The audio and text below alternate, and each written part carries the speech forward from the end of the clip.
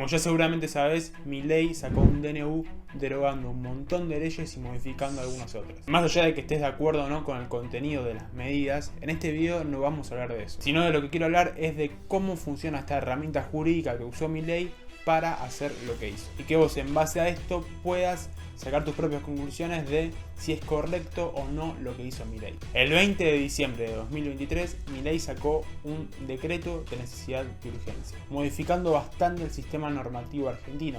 Entre muchas cosas, lo que hizo fue, por ejemplo, derogar la ley de alquileres o modificar la ley de sociedades, convirtiendo a las sociedades estatales en sociedades anónimas, derogó varias leyes respecto al control de precios, de pagas, etc. A algunas personas les parece bien esto y a algunas les parece mal. Pero jurídicamente hablando es importante entender qué es un DNU y si estuvo bien usado por Milei. Nuestro sistema democrático está dividido a grandes rasgos por tres poderes: el poder legislativo, el poder judicial y el poder ejecutivo. Cada uno de estos tres poderes tiene funciones determinadas por la Constitución Nacional y, como dato muy importante, la Constitución prohíbe que los poderes se metan en las funciones del otro poder. Hay una función específica que está prohibida expresamente por la Constitución Nacional, que es la del Ejecutivo para legislar. Es decir, se le prohíbe completamente al presidente el hecho de dictar leyes. Entonces, lo que hizo Milei ayer en principio estaría prohibido. Esta prohibición del artículo 99, inciso 3 de la Constitución Nacional tiene una excepción, que son los famosos decretos de necesidad y urgencia, o DNU.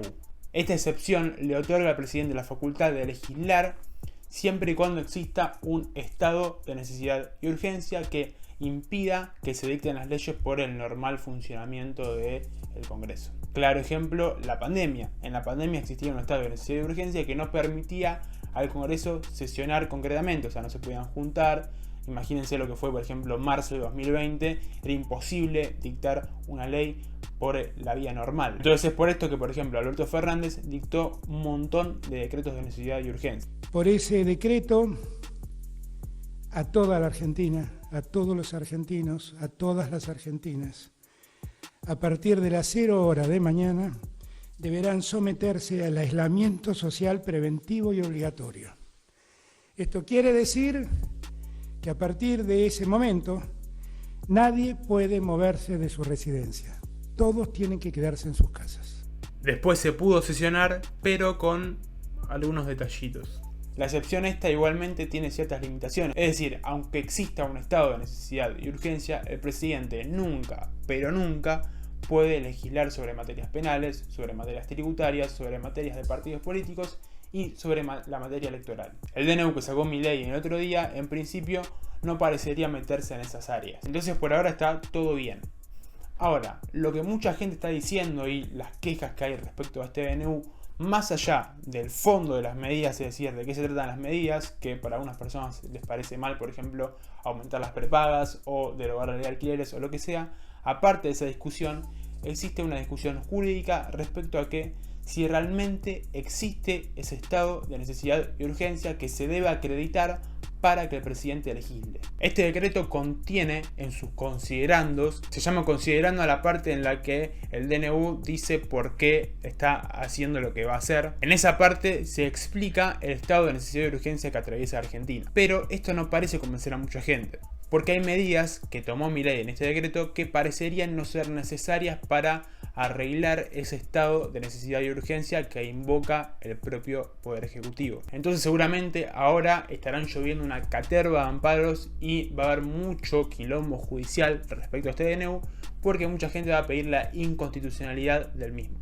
La discusión central jurídica acá es tratar de dilucidar si existe o no un estado de necesidad y urgencia. Esta tarea va a estar en parte a cargo del Poder Judicial, el cual puede sentenciar la inconstitucionalidad del DNU completo o de algún punto o de algún artículo, siempre y cuando aplique para un caso en particular. Es decir, si mañana un juez dicta la inconstitucionalidad del DNU, no va a aplicar para toda la Argentina, sino para el caso en concreto. Y también va a ser tarea de la comisión bicameral evaluar si este DNU es aceptado o rechazado. Como le dije en un video de ayer, esta comisión está compuesta por dos cámaras. Estas cámaras lo que van a tener que hacer es decidir si se acepta o se rechaza el DNU. Si una sola cámara lo prueba, el DNU pasa, es decir, queda vigente. Pero si las dos cámaras lo rechazan, el DNU cae y todo vuelve al estado anterior en el que se encontraba el país antes del DNU. Y como dato no menor, esto nunca pasó, que las dos cámaras rechacen un DNU. Pero hasta que las cámaras resuelvan este asunto,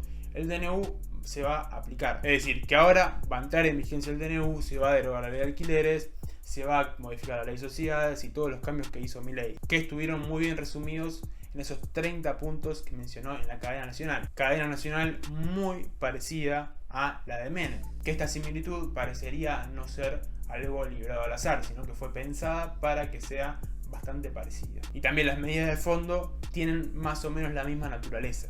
Así que bueno, en resumen, el presidente no puede legislar, pero en este caso lo hizo porque existía un estado de necesidad y urgencia según él. Lo que queda evaluar es determinar si efectivamente existió este estado de necesidad y urgencia, pero hasta que esto se evalúe, el decreto entra en vigor y en funcionamiento. Así que bueno, espero que te haya gustado el video, que te haya interesado. Si es así, dale me gusta, suscríbete y nos vemos la próxima.